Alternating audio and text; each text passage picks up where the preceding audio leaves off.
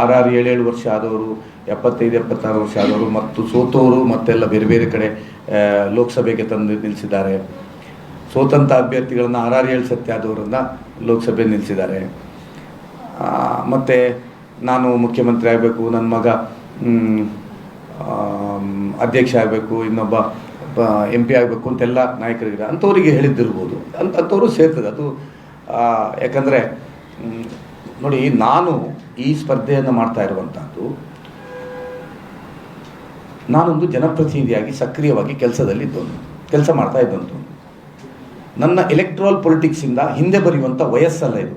ಇನ್ನು 55 ವರ್ಷ ವಯಸ್ಸು ನನಗೆ. ವಯಸ್ಸಾದ ಮೇಲೆ ಹೋಗ್ಬೋದು. ಅಥವಾ ನನ್ನ ನ್ಯೂನ್ಯತೆಗಳಿಲ್ಲ, ನೆಗೆಟಿವಿಟಿ ಇಲ್ಲ. ಕ್ಷೇತ್ರದಲ್ಲಿ ಮತದಾರರು ನನ್ನನ್ನು ನಿರ್ಲಕ್ಷ್ಯ ಮಾಡಲಿಲ್ಲ. ಒಂದು ಚುನಾವಣೆಯಲ್ಲೂ ನಾನು ಸೋಲಿಲ್ಲ. ನಾನು ಸ್ಪರ್ಧೆ 4 ಚುನಾವಣೆಯಲ್ಲೂ ಗೆದ್ದಿದ್ದೇನೆ. ಮತದಾರರು ನನ್ನನ್ನು ನಿರ್ಲಕ್ಷ್ಯ ಮಾಡಲಿಲ್ಲ.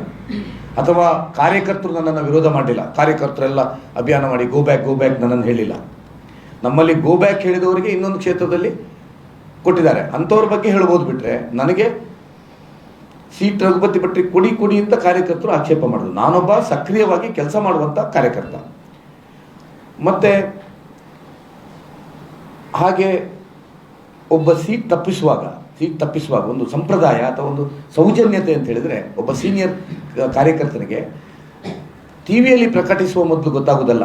ಒಂದು ನಾಯಕರು ಕರೆದು ಈ ಕಾರಣಕ್ಕೋಸ್ಕರ, ಈ ಸಾಮಾಜಿಕ ನ್ಯಾಯಕ್ಕೋಸ್ಕರ ನೀನು ಕೊಡಲಿಕ್ಕಾಗೋದಿಲ್ಲ, ನಿಂದೊಂದು ಸಣ್ಣ ಜಾತಿ ಆದ್ದರಿಂದ ನಾವು ನಿನಗೆ 3 ಟರ್ಮ್ ಸಾಕು, ನಿನಗೆ ಇನ್ನು ಮೇಲೊಬ್ಬ ಸಾಮಾನ್ಯ ಕಾರ್ಯಕರ್ತ ಇರು ಅಂತ ಹೇಳಿ ನೀನೇ ಸ್ಪರ್ಧಿಸಬೇಡ ಅಂತ ಹೇಳಿ ಮಾಡಬೇಕು. ಆದರೆ ಕೊನೆಯವರೆಗೆ ಈಗ ಆಗ್ತದೆ ಕೊಡ್ತೇನೆ ಅಂತ ತಿಳ್ಕೊಂಡು 2 ಚುನಾವಣೆಯಲ್ಲಿ ತಪ್ಪಿಸುವಂಥದ್ದು ಅದು ಒಳ್ಳೆಯ ಲಕ್ಷಣ ಅಲ್ಲ. ಎರಡನೇದು, ಅದು ಹೇಗೆ ಅಧಿಕಾರದ ನಮಗೆ ಇದೆ ಅಂತ ಹೇಳ್ತಾರ, ಅದೇ ಥರ ಚುನಾವಣೆಯಲ್ಲಿ ಅಭ್ಯರ್ಥಿಗಳನ್ನು ಆಯ್ಕೆ ಆಗುವಾಗಲೂ ಮಾನದಂಡಗಳನ್ನು ಪಕ್ಷ ಯಾವುದು ಇಟ್ಟಿದೆ ಅಂತಲೂ ಅವರು ಆತ್ಮವಿಮರ್ಶೆ ಮಾಡಿಕೊಳ್ಬೇಕು.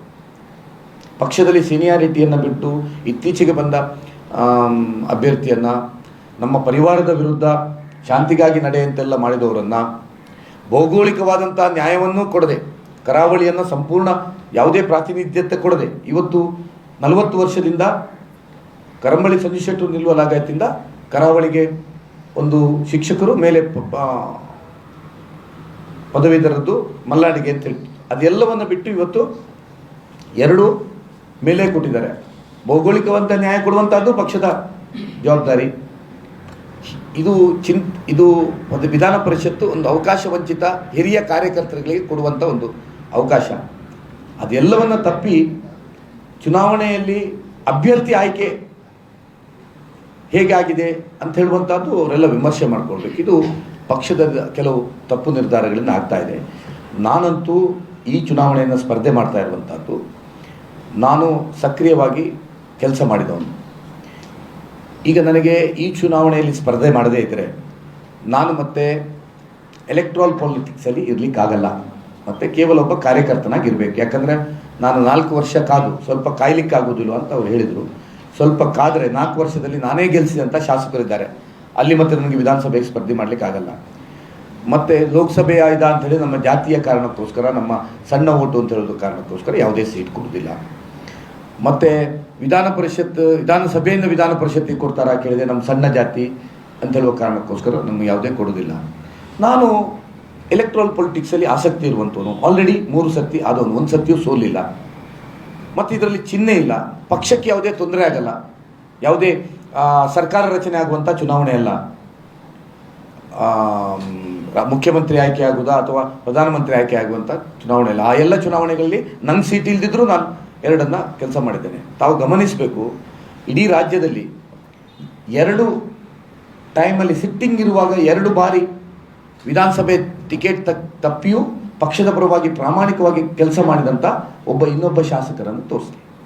2 ಬಾರಿ, ಒಂದೊಂದು ಸತಿ ಆಗಿದೆ ಎಲ್ರಿಗೂ. ನನಗೆ 2013ರಲ್ಲಿ ಒಮ್ಮೆ ತಪ್ಪಿತು, 2023ರಲ್ಲಿ 13ರಲ್ಲಿ ತಪ್ಪಿದಾಗಲೂ ನಾನು ಪಕ್ಷ ಕೊಟ್ಟಂಥ ಕ್ಯಾಂಡಿಡೇಟ್ ಒಟ್ಟಿಗೆ ಪೂರ್ತಿ ಕೆಲಸ ಮಾಡಿ ಗೆಲ್ಲಿಸಿದೆ. 23ರಲ್ಲಿ ಒಂದು ತಪ್ಪಿತ್ತು. ಹಾಗಾಗಿ ನನ್ನ ಹತ್ರ ಪಕ್ಷನಿಷ್ಠೆ ಇದಿದೆ.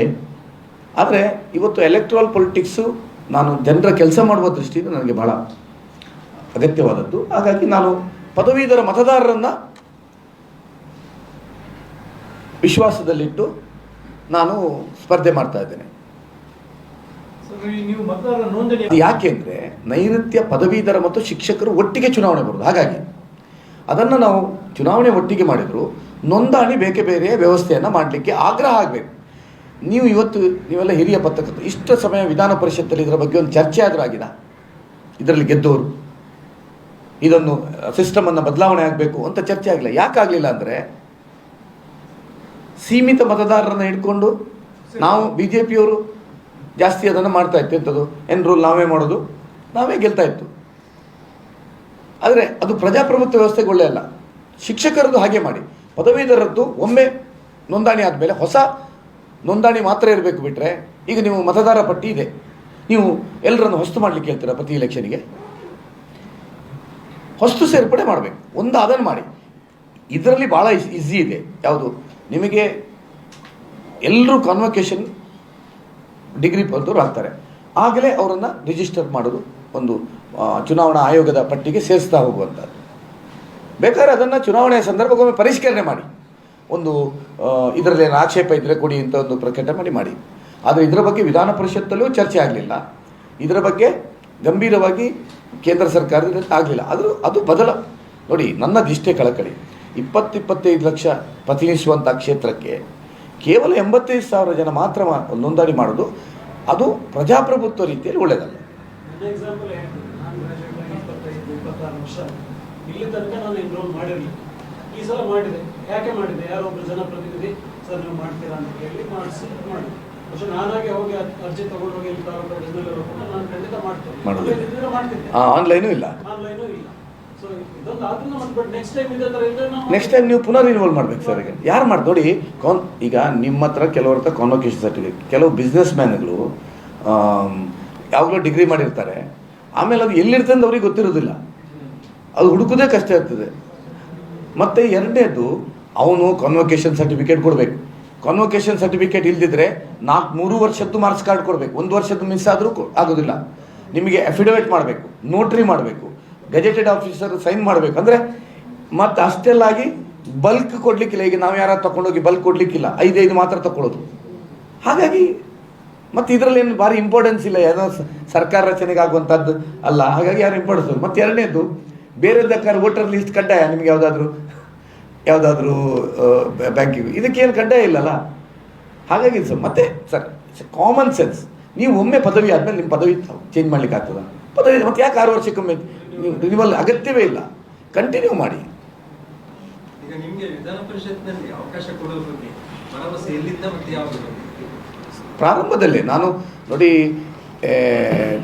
2023 ನಂಗೆ ಟಿಕೆಟ್ ತಪ್ಪಿದಾಗ ಯಾವುದೇ ಭರವಸೆ ತೆಕ್ಕೊಂಡು ನಾನು ಕೆಲಸ ಮಾಡಿದ್ದಲ್ಲ. ನಾನು ಪ್ರಾಮಾಣಿಕವಾಗಿ ಕೆಲಸ ಮಾಡಿದೆ. ನನ್ನ ಆ ಥರದ ಹೇಳಿಕೆಗಳು, ಅದನ್ನು ನಮ್ಮ ರಾಷ್ಟ್ರೀಯ ಸಂಘಟನಾ ಪ್ರಧಾನ ಕಾರ್ಯದರ್ಶಿಯಿಂದ ಎಲ್ಲರೂ ಅದನ್ನು ಟ್ವೀಟ್ ಮಾಡಿ, ಅದನ್ನು ತುಂಬ ಇಡೀ ರಾಜ್ಯಾದ್ಯಂತ ಎಲ್ಲೆಲ್ಲ ಭಿನ್ನಮತ ಬಂಡಾಯ ಇದ್ದಾರೆ ಅದೆಲ್ಲ ಉಪಯೋಗ ಮಾಡ್ಕೊಂಡಿದ್ದಾರೆ. ನಾನು ಕೆಲಸ ಮಾಡಿದ್ದೇನೆ. ಅದರ ಮೇಲೆ ಇದನ್ನು ನೋಡಿ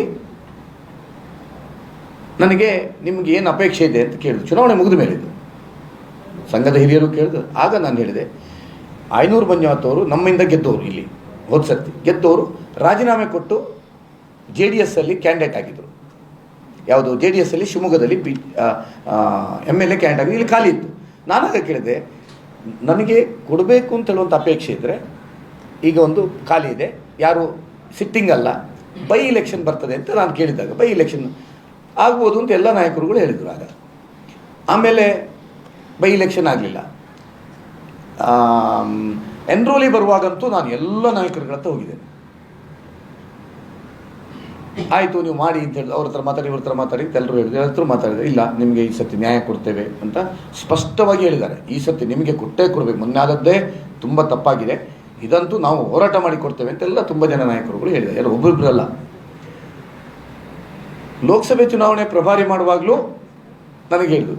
ಈಗ ಅಲ್ಲಿ ಒಂದು ಲಿಂಗಾಯತ ಏನೋ ಎಂಥದ್ದು ಸಾದರ ಲಿಂಗಾಯತ್ನ ಪ್ರಮುಖ ಕೂಪ್ನವರು ಡಾಕ್ಟರ್ ಧನಂಜಯ ಸರ್ಜಿಯವರು ಅವರು ಪ್ರಬಲವಾಗಿ ಕೇಳಿದ್ದಾರೆ ಅವ್ರ ಸಮುದಾಯದಿಂದ.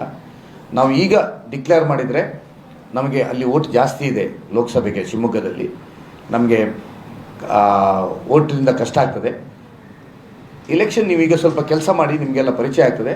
ಇಲೆಕ್ಷನ್ ಮುಗಿದ ಕೂಡಲೇ ನಿಮ್ಮದೇ ಡಿಕ್ಲೇರ್ ಮಾಡ್ತೇವೆ ಅಂತ ಹೇಳಿದ್ದಾರೆ. ಇಲೆಕ್ಷನ್ ಮುಗಿದ ಕೂಡಲೇ ನಮ್ಮದು ಬೇಡ, ಅವರನ್ನೇ ಡಿಕ್ಲೇರ್ ಮಾಡಿದರು.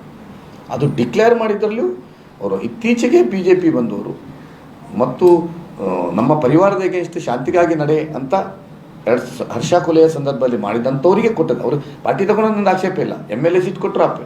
ವಿಧಾನ ಪರಿಷತ್ ಅಂತ ಒಂದು ಸೀನಿಯರ್ ಸ್ಥಾನ ಭೌಗೋಳಿಕವಾದಂಥ ನ್ಯಾಯವನ್ನೂ ಕೊಡದೆ, ಮೇಲೆ ಕೆಳಗೆ ಅಂತ ಹೇಳುವಂಥದ್ದು 40 ವರ್ಷ ಇದ್ದದ್ದನ್ನು ಕೊಡದೆ, ಒಬ್ಬ ಸೀನಿಯರಿಗೆ ಕೊಡಬೇಕಾದದ್ದನ್ನು ಕೊಡದೆ, ಅಲ್ಲಿ ಯಾರೋ ನಾನು ಲಾಸ್ಟ್ ಟೈಮ್ ಹೇಳಿದೆ ನಿಮಗೆ ಅದನ್ನು, ಗಿರೀಶ್ ಪಟೇಲ್ ಅಂತವ್ರಿಗೆ ಕೊಟ್ಟಿದ್ರೆ, ಇಲ್ಲಿ ಮೋನಪ್ ಭಂಡಾರಿ ಅಂತವ್ರಿಗೆ ಕೊಟ್ಟಿದ್ರೆ, ವಿಕಾಸ್ ಅಂತವ್ರಿಗೆ ಕೊಟ್ಟಿದ್ರೆ, ನಾನು ಸ್ಪರ್ಧೆ ಮಾಡೋ ಪರಿಸ್ಥಿತಿ ನನಗೆ ಬೇಜಾರಾಗ್ತಿತ್ತು ವೈಯಕ್ತಿಕ. ಎಂತ ಮಾರ ಎಷ್ಟು ಸರ್ತಿ ನಾನು ಕೊಡ್ತೇನೆ ಅಂತೇಳಿ ಮೋಸ ಆಗೋದು ಅಂತ ಆಗ್ತದೆ.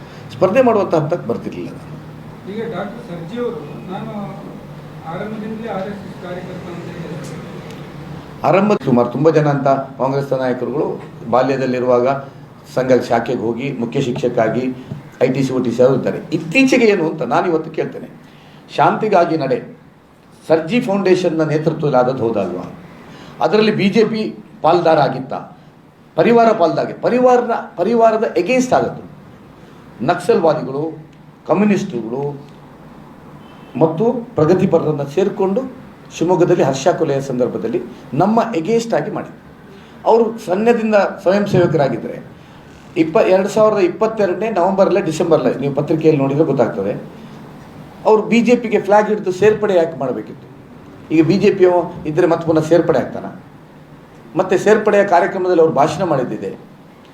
ಒಬ್ಬ ರಾಷ್ಟ್ರೀಯ ಸ್ವಯಂ ಸೇವಕ ಸಂಘದಲ್ಲಿದ್ದರೆ ಅವನು ಒಬ್ಬ BJPಗೆ ಜವಾಬ್ದಾರಿ ತಗೊಳ್ಳುವಾಗ ನಾನು ಹೇಳಿದ ಅರ್ಥ ಮಾಡ್ಕೊಳ್ಳಿ. ರಾಷ್ಟ್ರೀಯ ಸ್ವಯಂ ಸೇವಕ ಸಂಘದಲ್ಲಿ ಯಾವುದಾದ್ರು ಜವಾಬ್ದಾರಿ ಸ್ಥಾನವ ಯಾವುದಾದ್ರು ಸ್ವಯಂ ಸೇವಕ ಆಗಿದ್ದರೆ ಅವನಿಗೆ BJPಯಲ್ಲಿ ಕೆಲವೊಮ್ಮೆ ಸ್ಥಾನಮಾನ ಕೊಡ್ತಾರೆ. ಈಗ ಮೊನ್ನೆ ರಾಜೇಶ್ ಜಿ ಕೊಟ್ಟರು, ವಾಪಸ್ ಮಾಡಿದ್ರು. ಸಂತೋಷ್ ಜಿ ಅವರು ರಾಷ್ಟ್ರೀಯ ಸ್ವಯಂ ಸೇವಕರ ಪ್ರಚಾರಕರು, ಈಗ ಸಂಘಟನಾ ಪ್ರಧಾನ ಕಾರ್ಯ ಕೊಡುವಾಗ ಅವರನ್ನು ಫ್ಲ್ಯಾಗ್ ಹಿಡಿದು ನೀವು BJP ಜಾಯ್ನ್ ಆಗಿ ಅಂತ ಹೇಳ್ತಾರಾ? ಇವ್ರು ಯಾಕೆ ಹಾಗಿದ್ರೆ ಫ್ಲ್ಯಾಗ್ ಹಿಡ್ಕೊಂಡ್ರು? ಫ್ಲ್ಯಾಗ್ ಇಟ್ಟವರನ್ನು ಪಕ್ಷಕ್ಕೆ ಸೇರ್ಪಡೆ ಅಂತ ಕಾರ್ಯಕ್ರಮ ಯಾಕೆ ಮಾಡಿದರು? ಅಂದರೆ ಅವರು ಬಾಲ್ಯದಲ್ಲಿ ಸ್ವಯಂ ಸೇವಕರು ಇರ್ಬೋದು, ಆನಂತರದಲ್ಲಿ ಪ್ರಗತಿಪರರ ಜೊತೆ ಕಾಂಗ್ರೆಸ್ಸಲ್ಲಿ ವಿಧಾನಸಭೆಯ ಟಿಕೆಟ್ ಆಕಾಂಕ್ಷಿಯಾಗಿ ಕಾಂಗ್ರೆಸ್ನವ್ರ ಹತ್ರ ಹೋದದ್ದು ಎಲ್ಲವೂ ಗೊತ್ತಿದೆ. ಕಾಂಗ್ರೆಸ್ನವ್ರ ಹತ್ರ ನೀವು ಕೇಳಿದರೆ ಗೊತ್ತಾಗ್ತದೆ. ಅನಂತರ ಅಲ್ಲಿ ಸಿಗದಿದ್ದ ಮೇಲೆ BJP ಹೋಗಿ ಪ್ರಯತ್ನ ಪಟ್ಟರು. ಅಲ್ಲಿ ಮತ್ತೆ ಏನು ಭರವಸೆ ತಗೊಂಡ್ರಾ ಏನು ತಗೊಂಡ್ರಾ ಗೊತ್ತಿಲ್ಲ. ನನ್ನ ಪ್ರಶ್ನೆ ಇಷ್ಟೇ, ಧನಂಜಯ ಸರ್ಜಿ ಅವ್ರ ಬಗ್ಗೆ ನಂಗೆ ಗೌರವ ಇದೆ, ಅವ್ರ ಬಗ್ಗೆ ಯಾವುದು ಆಕ್ಷೇಪ ಇಲ್ಲ. ಇವರ ನಿಲುವು 1.5 ವರ್ಷದ ಒಳಗೆ ಒಬ್ಬರು ನಿಲುವು ಬದಲಾವಣೆ ಆಗಬಾರ್ದು ಅಂತಿಲ್ಲ. ನೀವು ಪ್ರಗತಿಪರ ಇದ್ದ ನಿಲುವಿನವರು ನಮ್ಮ ರಾಷ್ಟ್ರೀಯವಾದ ಯಾವತ್ತೂ ಆಗ್ಬೋದು, ಆದರೆ ವಿಧಾನ ಪರಿಷತ್ ಅಂತ ಸ್ಥಾನ ಅಷ್ಟು ಬೇಗದಲ್ಲಿ ಕೊಡುವಂಥದ್ದು ಪಕ್ಷದ ದೃಷ್ಟಿಯಿಂದ ಒಳ್ಳೆಯದಲ್ಲ. ಕಾರ್ಯಕರ್ತರಿಗೆ ಇವತ್ತು ಇಡೀ 5.5 ಜಿಲ್ಲೆಯಲ್ಲಿ ಕಾರ್ಯಕರ್ತರಿಗೆ ನೋವೇ ಅದು. ಅದರಿಂದ ಇವತ್ತು ನನಗೆ ಇಷ್ಟು ಬೆಂಬಲ ಸಿಗ್ತಾ ಇರುವಂಥದ್ದು.